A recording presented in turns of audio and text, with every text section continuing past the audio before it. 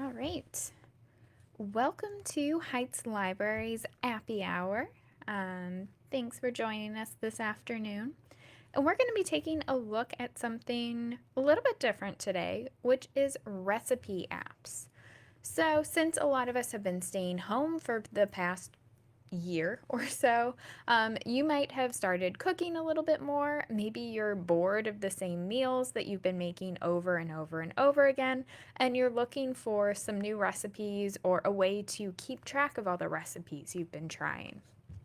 This is part of our Appy Hour series, so I'll be talking about apps, things that you can install on your smartphone or on your tablets, so you can have all of the recipes, all the ingredients, all the steps right there with you in the kitchen, on your phone, on a tablet, etc. All of these are recorded, so you can always come back to them later if you come in the middle.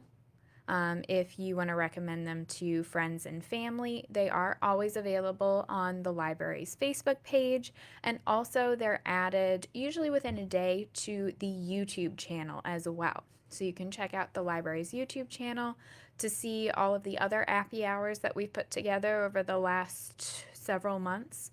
It's a whole wide variety of things, apps that you can use to check out ebooks from the library, as well as learning from home, learning languages, learning or trying to integrate meditation into your lives. We've got Appy Hours on all of those. We also have our Tech Talk series as well. That's also available on Facebook, Facebook Live events, as well as through the YouTube channel. So we've got things about staying safe online, fake news. So if you're interested in those kind of timely technology topics, you can definitely check that out as well. But let's go ahead and dive into our recipe apps. This is one I care a lot about because I like staying organized and I like for me. And while we're talking about me, my name is Anne. I'm a technology trainer with Heights Libraries. You may have seen me before the pandemic started teaching our computer classes, and my coworker Jackie and I are kind of trading off who does these Facebook Live events. So as we dive in, there are some benefits to remember about recipe apps. Maybe you've never considered a recipe app before, you're not quite sure why you might want to check them out. But they're a great way to discover new recipes. Most of the ones that I'll talk about today give you an option to search for things. So if you're looking for a new chicken recipe, a new Mexican recipe, something that has certain dietary restrictions. Maybe you're looking for low sodium or you're looking for gluten-free recipes.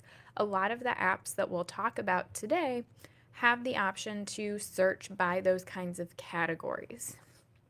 You can also generally save recipes in these apps, which means you can pull together recipes from a wide variety of sources. That could be websites, maybe your favorite recipe blogs, maybe you go to Bon Appetit, maybe you go to Serious Eats, maybe you have physical cookbooks that you want to pull recipes in from. You could type them out in the app. Or maybe you just want to preserve family recipes in the app as well, so you always have them at your fingertips. You can put aside the little note card with your grandmother's handwriting, put it in a safe place, but keep that recipe alive in the app. A lot of these recipes also have some nice features, some kind of convenience features, like building a shopping list based off the recipes that you've chosen. This is actually how I do my weekly shopping list, is I will go through and pick, the 4 or 5 meals that I'm going to cook in a given week, and then compile all of the different ingredients into actually one of the recipe apps that we'll talk about today. A lot of them also have scaling options, so maybe the recipe is written for 4 people, you really only need it for 2, or maybe you need it for 8. Instead of having to kind of guess at the proportions, especially when they get into kind of weird amounts, it's pretty easy to double 1 cup, but sometimes, fractions can be a little bit trickier. You can have the app actually do the math for you, which I'm always in favor of things doing math for me. And you can also set timers right within the app too that are sometimes tied to steps within the actual directions within the app.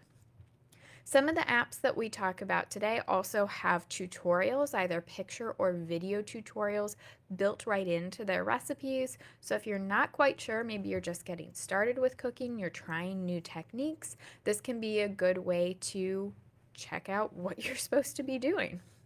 And finally, a lot of the apps we'll talk about also have a social media component. You can actually share pictures of the recipes that you've created. You can leave reviews, add your own tips and tricks. So if somebody else comes across this recipe, you can kind of give them advice of what worked, what didn't with it.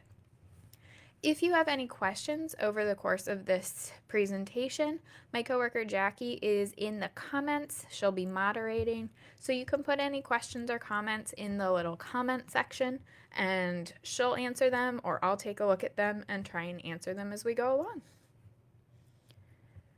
So the first app I wanted to talk about is Kitchen Stories. So Kitchen Stories was really well reviewed across all the different places I looked for recipe apps. It offers thousands of free recipes with a ton of instructional videos too. So if you're looking for something that's accessible, that makes it easy to understand what you're supposed to be doing at this step, Kitchen Stories is a great place to start. You are able to save from other websites too, so pull in information from other places. Maybe you come across a really good recipe on Pinterest and want to save it in Kitchen Stories so it's all in one place. You can do this. This is basically kind of, recipe apps are the equivalents of tearing out recipes from magazines or printing them out and putting them in a binder. It's really just the digital form of that. You can create grocery lists with Kitchen Stories. You can create grocery lists with pretty much all the apps we'll talk about today. And Kitchen Stories does include a measurement converter, which is good because it's actually a German app. Everything's in English, but it was developed by a German company, which means a lot of the recipes they've actually published are in the metric system. But it does have measurement converters built in, so you can make sure that you're using cups and pounds and all of that instead of grams. And possibly the best thing of all, it's free. It's hard to argue with free. We try to keep things, we like free things. So this is a look at the Kitchen Stories app. It does have a dark mode as well, if you like a dark background with white text like me. But it does break things down into specific steps within the recipe, so you can move easily from step to step, including some timers. It'll even tell you what equipment you need with each step. So here you're cutting up avocado and red onion in this particular example. It lets you know that you need things like a cutting board and a knife. So it'll keep that in mind as you move through the steps. You're also able to search by categories. On the other side, we see a dessert category with all sorts of yummy looking desserts that you'd be able to check out. People are able to share pictures on Kitchen Stories as well, so you can see all of their pretty confections there too. So Kitchen Stories is just one of the apps we'll talk about today. If you do have any questions, feel free to drop them in the comments. Do they have German recipes? I bet they do, Sarah. I would guess they probably do. These apps do all have like a kitchen background, or they're developing apps similar to someplace who does recipe development, like Serious Eats, like Bon Appetit, like cookbooks. Like cookbooks overall. So you would be able to get pretty good recipes from these apps. I'll talk about some other resources, not so much to save recipes, but where to get recipes, some really good YouTube channels at the end, because that's one of my favorite places to find good recipes is actually through YouTube. Getting all sorts of good questions on here. So Dinner Spinner, which is going to be a tongue twister, this might be a tough one to get through, comes from All Recipes. All Recipes, I feel like, is one of the most common internet recipe sites that I come across. Every time I search for something, it seems like All Recipes comes up first. The Dinner Spinner app allows you to customize your taste. So you might have a preference for vegetarian food. Maybe you have certain dietary restrictions like needing to be gluten-free or kosher or something like that. You can actually customize that when you set up the app itself. So you're able to kind of filter down just to the recipes that you would want to actually try out. You can favorite recipes, kind of save them similar to something like Pinterest. A nice thing with Dinner Spinner and all recipes is that you can actually shop what's on sale. They've linked up with a lot of grocery stores across the country, so it will let you know that, hey, these black beans are for sale at, or on sale price at Giant Eagle, for example. If you're wanting to make a black bean dish, this might be the time to do it. So you can actually see that, keep track of when ingredients might be at a more affordable price. You can also share with others. I see a lot of reviews on all recipes where people might make suggestions. Maybe they recommend, trying a different cut of meat or trying more oil or trying something completely different. And it is completely free as well. So as we dive into Dinner Spinner, I need to enunciate that name. When you open up the app, it does include that personalize your feed. So you are able to choose, they recommend 3 or more tastes, so categories. We see things like appetizers, Asian, barbecue. As you scroll down, it's in alphabetical order. There are a ton of different options. You can always change this later on. You can always add to it as well. In the middle, we have an example of how you can kind of search for things within the Dinner Spinner app. So you are able to choose by dish type if you want. If you're looking for breakfast, if you're looking for a specific ingredient, maybe you have extra chicken in the house or you have extra beans and you want to use that up. And you can even search by how long it's going to take for you to make something. So do you want something ready in 20 minutes, in 45 minutes? Does it not really matter in your case? You are able to customize your search so you can find pretty much exactly what you're looking for. Now these are some pretty limited categories. A breakfast dish that includes cheese that's done in 20 minutes. There are 58 matches according to the app at this point. There might be even more now. It also offers a ton of video tutorials as well. So here's Grandma Opie's apple pie. We've got video tutorials. We've got the step-by-step directions. We have the ingredients listed in another tab too, which you could always add to your shopping list, see what's on sale with the Dinner Spinner app, and figure out what you need to make apple pie. So kind of similar to Kitchen Stories, but a little bit more personalized in terms of your tastes and gives you a lot of control in searching. Plus, All Recipes has a huge database of recipes, so you might have even more at your fingertips too. Finally, we are on the app that I actually personally use for my grocery shopping. So this is Paprika.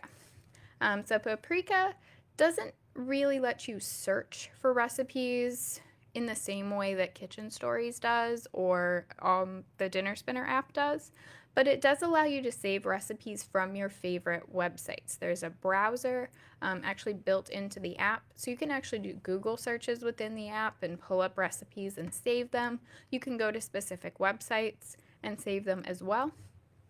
You can integrate that into grocery lists. So I kind of mentioned at the beginning, I will pick out my meals from my Paprika app every week and dump all the ingredients into my grocery store list. Then when I'm wandering around Zagaras, I have my phone out and I'm able to check things off. We'll see that on the next slide. You can even designate what meals are going to be on certain days so you can plan ahead. You can scale ingredients and the timers are actually linked straight from the directions. So if it says boil for 5 to 6 minutes, you can tap on it and set that timer. This is the first app that we have here that isn't completely free. There is a free option that allows you to save up to 50 recipes, which is a fair amount. I think I've been using this for a while and I still don't quite have 50 saved, but you can upgrade for the one-time purchase price of $4.99, $5, to get an unlimited number of saves. Plus, that also lets you sync between other devices. So if you have the app on your phone and your significant other has the app on their phone, you would be able to sync between those apps so they could see your recipe list and your grocery list as well.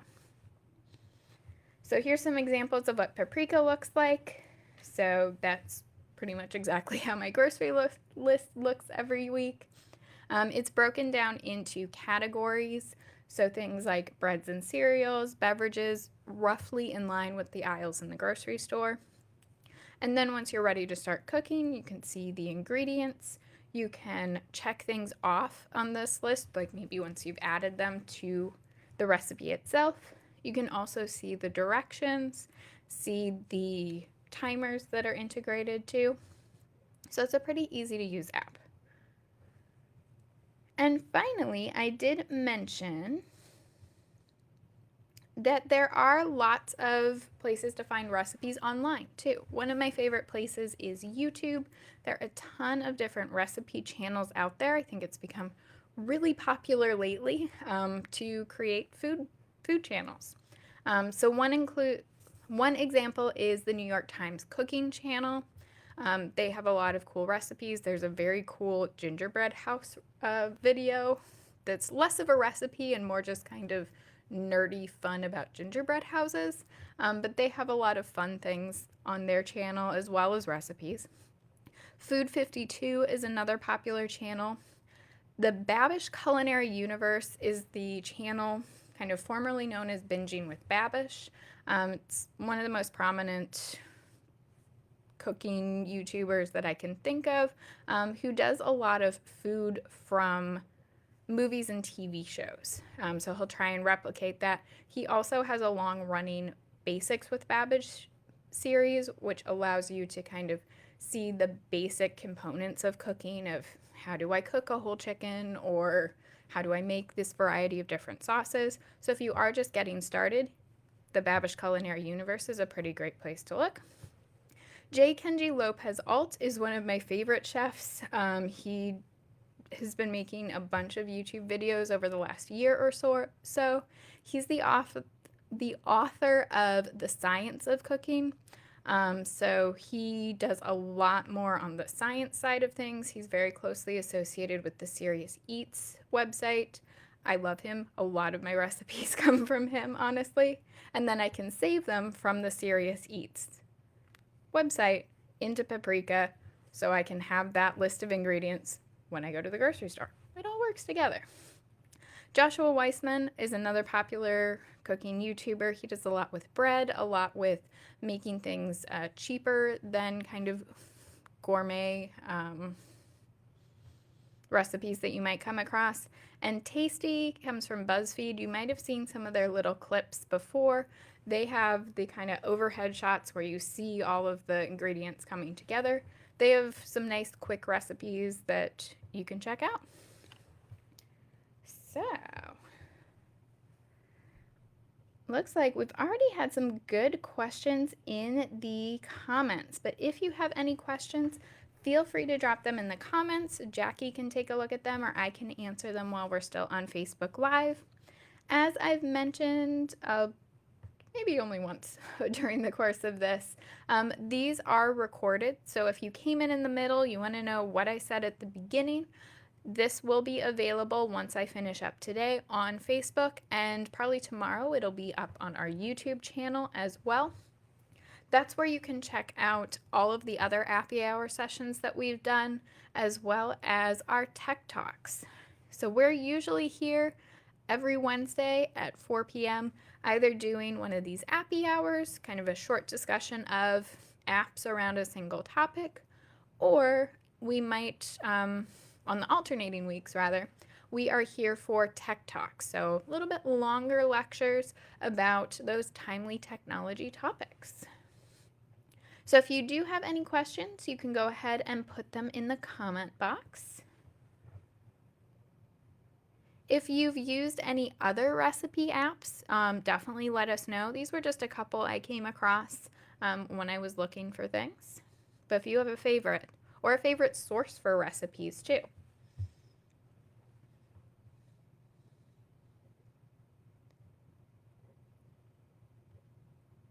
All right. I think we'll wrap up for today then. You can keep putting questions in the comment box if anything arises. Otherwise, thanks for watching, and we'll see you next week.